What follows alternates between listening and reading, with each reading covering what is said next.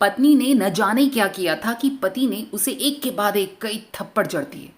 हमेशा हर सिचुएशन को शांति से हैंडल करने वाली पत्नी भी इस बार इतनी अशांत हो उठी कि उसने अपनी चप्पल ही निकाल दी और दे मारी पति को। चप्पल पति के बालों को छूते हुए निकल गई। ये किस्सा यहीं पर खत्म हो जाता था, मगर पति ने इसे अपनी मर्दानगी का विषय बना लिया और बात बद से बदतर होती चली गई। रिश्तेदारों और दोस्तों ने भी आग में घी का काम कर दिया। किसी ने कहा कि जो औरत अपने पति को चप्पल से मार सकती है वो ना ही तो वफादार हो सकती है और ना ही पतिव्रता। ऐसी औरत परिवार ही नहीं, पूरे समाज पर कलंक की तरह है। बीवी के पक्ष वाले भी कहाँ पीछे रहने वाले थे। किसी ने कहा 21वीं सदी में जो स्त्री के साथ मारपीट करे उसे तो जेल भेज देना चाहिए।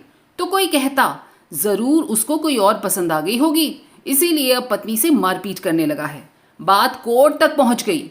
दोनों पक्षों ने एक दूसरे के खिलाफ केस फाइल कर दिया। पति ने चरित्रहीन होने का तो पत्नी ने दहेज और शारीरिक उत्पीड़न का आरोप लगा दिया। 2 वर्षों से अधिक समय तक केस चला। इन 2 वर्षों के दौरान दोनों पति पत्नी अलग अलग रहे और इन 2 वर्षों के दौरान दोनों पक्षों के समर्थकों की संख्या भी कम हो गई।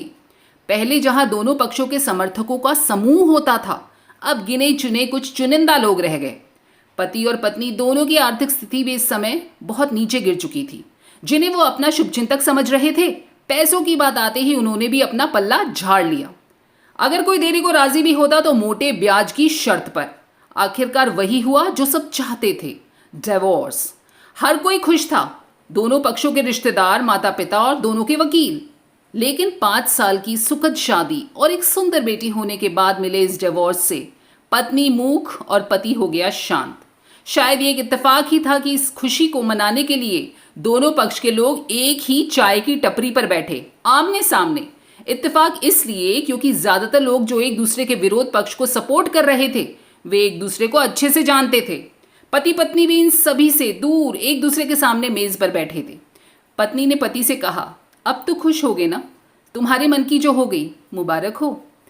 तुम भी तो आज जीत गई हो, मुझसे तलाक तो तुम्हें भी मिल गई है, बधाई हो। पति ने कहा, तलाक तो तुम जीत का प्रतीक मानते हो ना, पत्नी ने पूछा। पति चुप रहा। थोड़ी देर शांति के बाद पति ने कहा, मुझे तुम्हें 5 लाख रुपए अभी और हर महीने 8,000 देने का आदेश है, पर अभी मेरे पास पैसे नहीं हैं, इसलिए मेरा जो सिटी में फ्लैट है उसे तुम्हारे नाम कर देता हूँ। पत्नी बोली, लेकिन उस फ्लैट की कीमत तो 18 लाख है।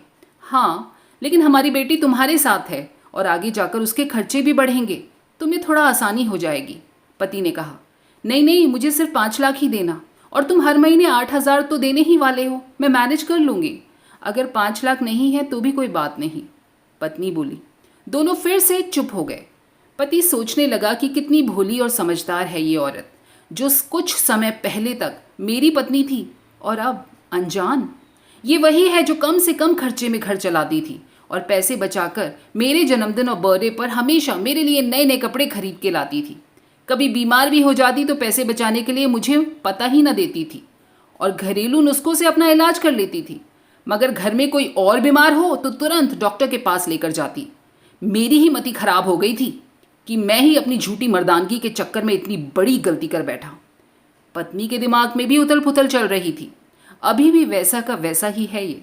पहले भी खुद से ज़्यादा हमारे बारे में सोचता था और आज भी वही कर रहा है। ये वही आदमी है जो मुझे एक्सीडेंट से बचाने के लिए खुद मोटरसाइकिल से कूद पड़ा था और अपनी उंगली तुड़वा बैठा। पता नहीं कौन सी मनहूस घड़ी में मैं झगड़ा कर बैठी।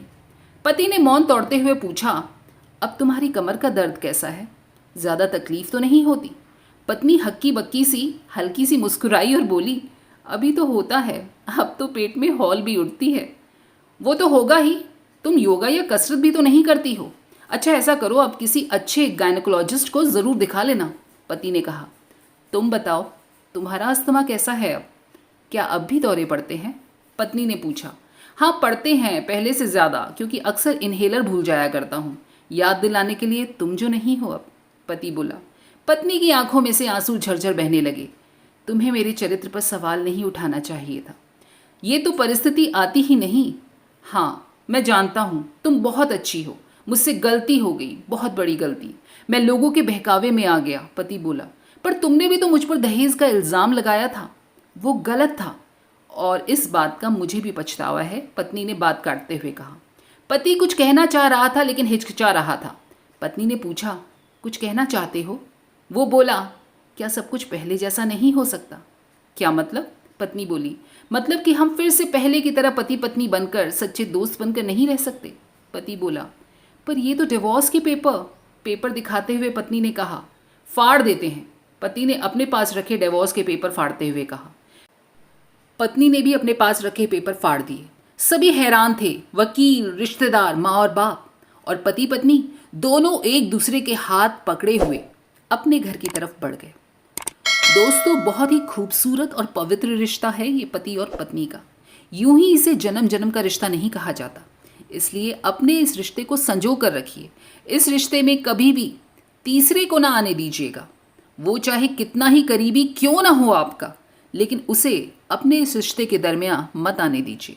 अपने झगड़ों को, मनमुटाव को आपस में ही सुलझा लीजिए ना।